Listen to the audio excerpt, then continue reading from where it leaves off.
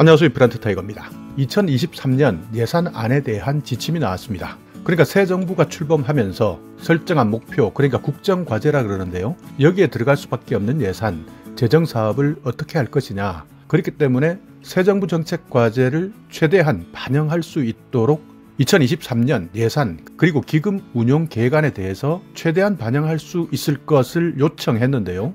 크게 살펴본다면 새 정부에서 여러 가지 공약을 했는데요.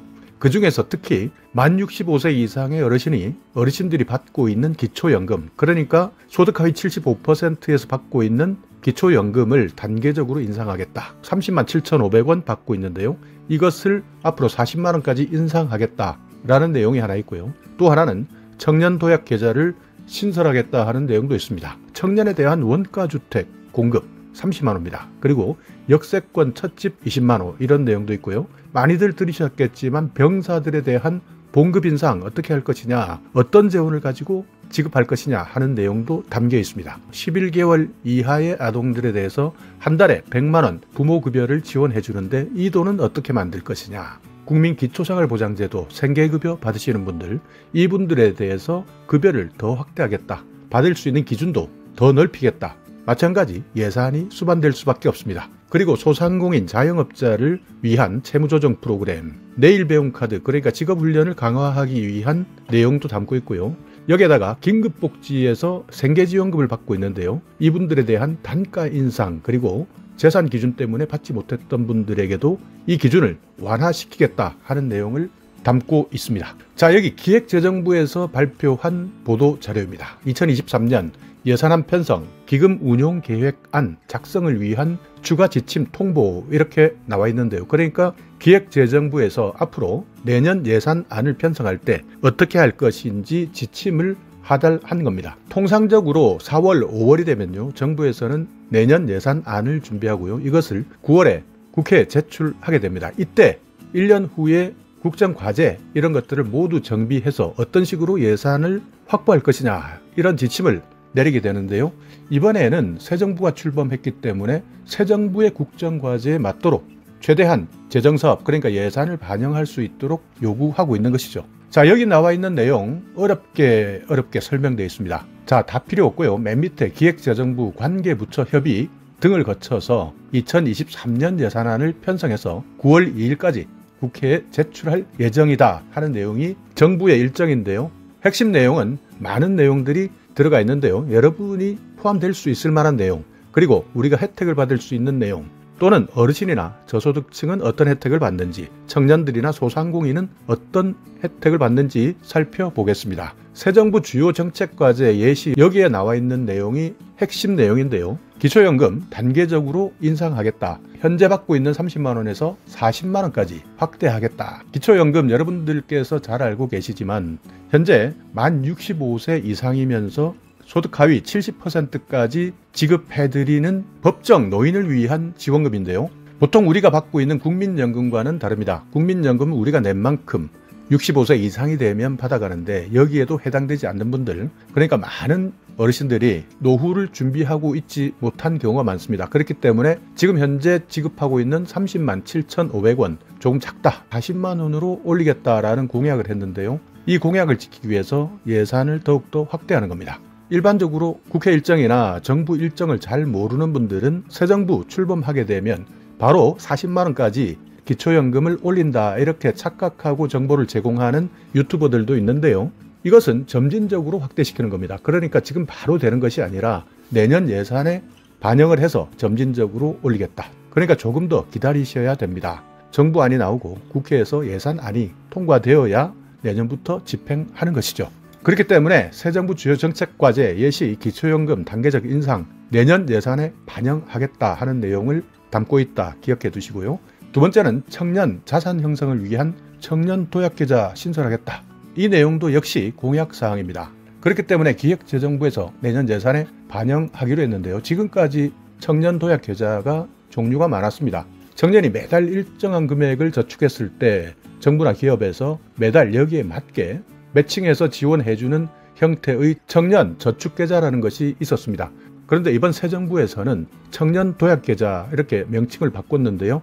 청년이 일정한 금액을 저축할 때마다 정부 그리고 기업에서는 10에서 40만 원을 보탠다. 만기는 10년이다. 그렇기 때문에 최대 1억 원의 목돈을 만들게 도와주는 지원안입니다. 그러니까 지금까지 만 19세부터 34세 청년들을 대상으로 하는 청년저축계좌나 만 39세까지 적용하는 계좌도 있었는데요. 이런 것들과 비슷하게 청년도약계좌를 만들겠다. 그래서 지원하겠다. 청년이 1억의 목돈을 모을 때까지 지원하겠다 하는 내용의 안, 어떻게 지원할 수 있느냐. 각 정부 부처에서 이런 내용에 대해서 내년 2023년 정부 예산을 짤 때 반드시 포함시키고 지원할 수 있는 방안을 마련하라 하는 지침을 이번에 내린 것이죠. 그렇기 때문에 내년부터 출시되는 청년도약계좌 한번 관심이 있는 청년들은 확인해 보시고 신청하시기 바라겠습니다. 그리고 청년 원가주택 30만 호, 여기에다가 역세권 첫집 20만 호를 공급한다. 들어가는 예산 어마어마할 수밖에 없을 것 같은데요.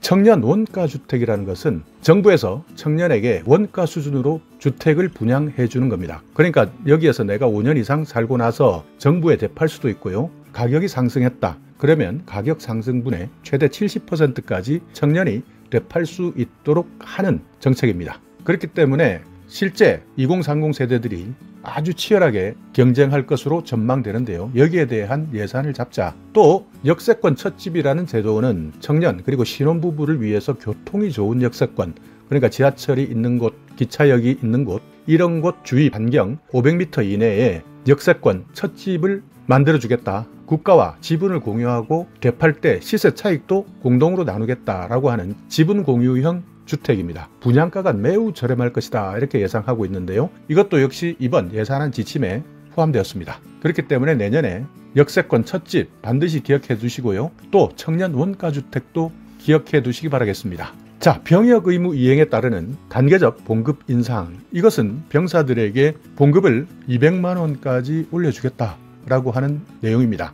이 내용도 마찬가지 내년부터 단계적으로 이행하도록 했습니다. 자, 아동. 그러니까 영아죠. 1살이 되지 않았습니다. 11개월 이내의 아동에게는 한 달에 100만 원씩의 부모급여를 지원해 주겠다. 그러니까 총 12번까지 지원해 드리는데요. 1년에 12번 총 1200만 원을 지원받을 수 있고요. 또 출산했을 때는 첫 만남 이용권 300만 원 받을 수 있습니다. 그리고 영아수당 월 30만 원, 아동수당 월 10만 원, 이 내용도 함께 포함되어 있습니다.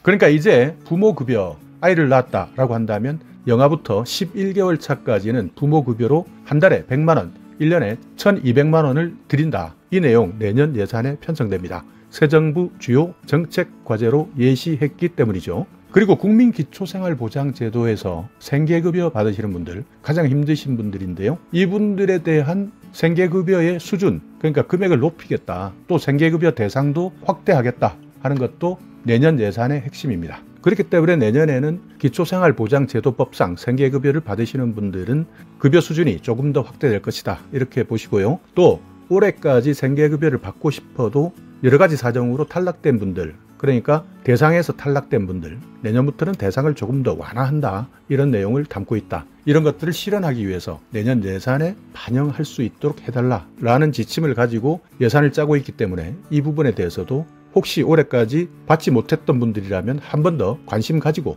기다려 보시기 바라겠습니다. 자, 그리고 소상공인 자영업자 긴급구제식 채무조정 프로그램을 운영하겠다. 긴급구제식, 그러니까 긴급하게 정부에서 관여해서 채무를 조정시켜 드리겠다. 이자율을 깎아준다든지 기간을 늘린다든지 여러 가지 다양한 상황을 고려해서 채무 조정을 해드리겠다는 내용도 예산이 들어갑니다. 그렇기 때문에 이것도 주요 정책 과제로 예시했고요. 직업 훈련을 할 수 있는 내일 배움 카드, 이 부분의 예산도 확충합니다. 또 긴급복지지원제도 많은 분들이 이용하셨는데요. 생계지원금의 단가를 인상하고 재산 기준도 완화시키겠다. 그러니까 2022년까지는 생계급여 4인 가구 기준 130만 원까지 받았습니다. 이것을 더욱더 완화시키겠다 하는 내용들이고요. 그렇기 때문에 내년에는 조금 더 많은 분들이 혜택을 받을 수 있을 것이다. 이렇게 예측하시면 되겠습니다. 그리고 앞으로 여기에 대한 내용, 세부적인 정책들이 발표될 예정입니다.